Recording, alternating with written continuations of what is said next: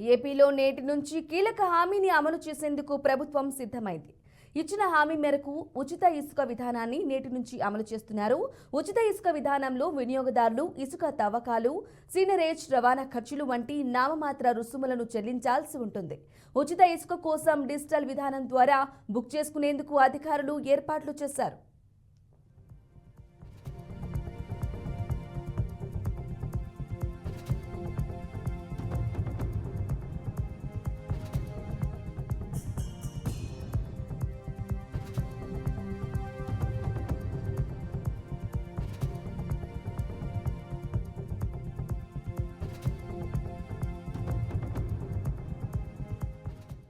ఈ ఉచిత ఇసుక విధానంలో ఎలాంటి నగదు లావాదేవీలు లేకుండా డిజిటల్ చెల్లింపులను స్వీకరిస్తారు. ఇలా చేయడం ద్వారా అంతా పారదర్శకంగా ఉంటుందని ప్రభుత్వం చెబుతోంది. రాష్ట్రంలోని 20 జిల్లాల్లో ఇసుక డంపులున్న స్టాక్ పాయింట్ల దగ్గర సోమవారం నుంచి ఈ ఉచిత ఇసుక విధానం తొలుత అమలు చేస్తున్నారు. ఈ ఉచిత ఇసుక విధానం పార్వతీపురం మన్యం, కాకినాడ, డాక్టర్ బిఆర్ అంబేద్కర్ కోనసీమ, పశ్చిమ గోదావరి, కృష్ణా, అనంతపురం జిల్లాల్లో మాత్రం అందుబాటులో ఉండదు. ఉచిత ఇసుక విధానం డిజిటల్ చెల్లింపుల స్వీకరణ కోసం 16 జిల్లాల్లో బ్యాంకు అకౌంట్లు ఓపెన్ చేయగా వాటికి సోమవారం ఆయా బ్యాంకులు QR కోడ్ కూడా అందుబాటులోకి వస్తుంది.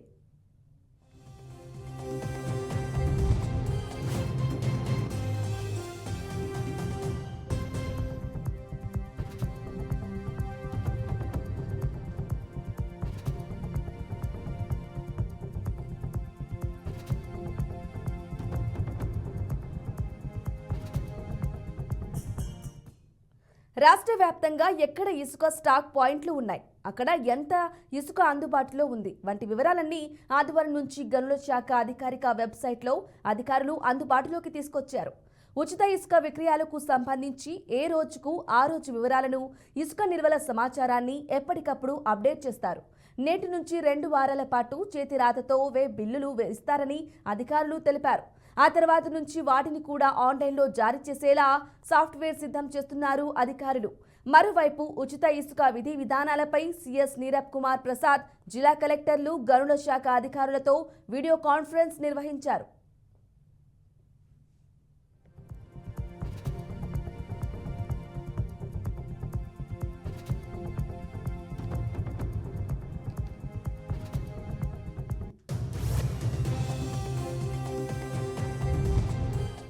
ప్రజల అవసరాలకు 2-3 నెలల వ్యవధిలో దాదాపు 1 కోటి టన్నుల ఇసుకను అందుబాటులో ఉంచుతామని మంత్రి కొల్లు రవీంద్ర తెలిపారు. కొత్త ప్రభుత్వం తీసుకొచ్చిన ఉచిత ఇసుక విధానానికి సంబంధించిన విధి విధానాలను ప్రభుత్వం ఖరారు చేశామన్నారు. ఉచిత ఇసుక కావాలనుకునే వారు ఆ రీచ్ నుంచి కేవలం సీనరేజ్, లోడింగ్ ఛార్జీలు చెల్లించి రవాణా చేసుకోవచ్చని తెలిపారు. ప్రస్తుతం 120 స్టాక్ పాయింట్లలో 43 లక్షల టన్నుల ఇసుక నిల్వలు ఉన్నట్లు అధికారులు గుర్తించినట్లు మంత్రి తెలిపారు.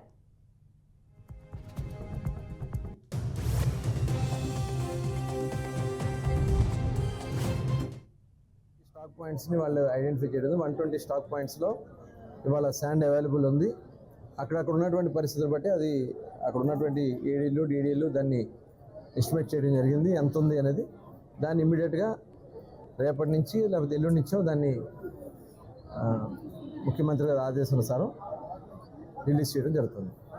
ఉచితంగా ఇసుక వాళ్ళు ఎక్కడ కావాలంటే అక్కడికి వెళ్ళి వాళ్ళు ఏ వెహికల్లో తెచ్చుకుంటే ఆ వెహికల్లో అక్కడ నమోదు చేసుకుని అక్కడ సీనరైజ్ కట్టుకుని లోడింగ్ ఛార్జ్ కట్టుకుని డైరెక్ట్గా వాళ్ళు శాండ్ తెచ్చుకుని పని చేసుకోవచ్చు. గత ప్రభుత్వంలో అయితే ఆన్లైన్లో కట్టాలి, వాడు ఎప్పుడు పిలుస్తాడో తెలీదు, సైట్ ఏమో ఊరికి అలా చిరుకుమని ఆన్ అయినది చిటుకుమని ఎగిరిపోయేది. ఈ బ్లాక్ మార్కెట్లో ఎత్తుకోవాల్సినటువంటి పరిస్థితి వచ్చేది. 475 రూపాయలు టన్ ఇసుక 470 రూపాయలు కొనుక్కోవాల్సి వచ్చిన పరిస్థితి వచ్చేది. మళ్ళీ ట్రాన్స్పోర్టేషన్ ఏమైనా ఎక్స్ట్రా. కానీ ఇవాళ ఒక్క పైసా కూడా ప్రభుత్వం వసూలు చేయకుండా ఫ్రీగా శాండ్ ఇస్తూ ఉంది. కన్స్ట్రక్షన్ ఇవాళ చాలా వేగవంతంగా పరిగెట్టడానికి చాలా అవకాశాలు ఉన్నాయి. ఇది చాలా శుభపరిణామం అని కూడా తెలియజేసుకుంటూ గైడ్లైన్స్ అన్నీ కూడా రేపు ఎల్లుండిలో మొత్తం కూడా నిన్ననే వీడియో కాన్ఫరెన్స్లో అధికారులందరూ కూడా ఇన్స్ట్రక్షన్స్ ఇవ్వడం జరిగింది. రీచ్లు ఐడెంటిఫై చేశారు. దాదాపు 43 లక్షల టన్నుల శాండ్ ఇవాళ అవైలబుల్గా ఉంది. ఇది కాకుండా నదుల్లో ఉన్నటువంటి ఏదైతే షిల్ట్ ఉందో ఆ షిల్ట్ కూడా తీసేదానికి అవకాశం ఉంది. మొత్తం 1 కోటి టన్నుల శాండ్ని రాబోయే 3 నెలల్లో ప్రజలకు అందుబాటులో ఉంచాలనేది రాష్ట్ర ప్రభుత్వ లక్ష్యం. దానికి తగిన విధంగా అన్ని ఏర్పాట్లు కూడా చేయడం జరుగుతుంది. దాని మీద పోలీస్ అధికారులు విచారణ చేస్తున్నారు. దాన్ని వేరే డిపార్ట్మెంట్స్ చూస్తున్నాయి. పొల్యూషన్ కంట్రోల్ బోర్డుకి సంబంధించింది, సమీర్ శర్మ గారికి సంబంధించినటువంటి వాళ్ళని చెప్పి వాళ్ళని ఇంట్రాగేట్ చేస్తున్నారు. అంతా కూడా చాలా ఉన్నాయి, చాలా విషయాలు ఉన్నాయి. అధికారులు తప్పిదాలు ఉన్నాయి, దాంట్లో పాలకులు చేయించిన తప్పిదాలు ఉన్నాయి. వాళ్ళందరినీ కూడా రాబోయే కాలంలో ఒకటొకటి బయటకు తీస్తాం.